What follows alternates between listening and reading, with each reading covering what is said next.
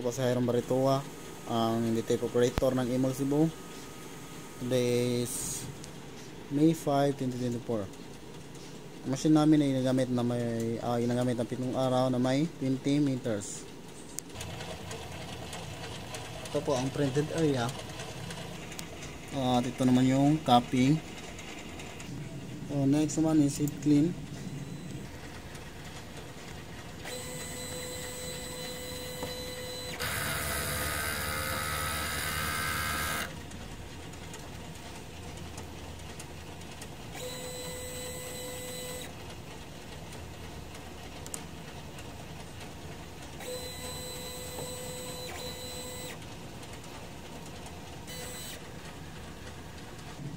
So next is nozzle check.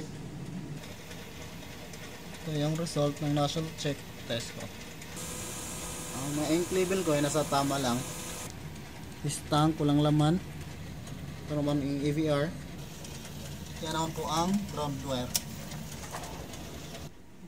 Ito pang ang mga use ink ko. At ito naman po ang mga unused. Ito naman yung gamit ko sa cyan, sa magenta, sa black, sa white, solution, powder, at film po. Ito naman po ang daily checklist ko. At ito naman yung daily workload ko.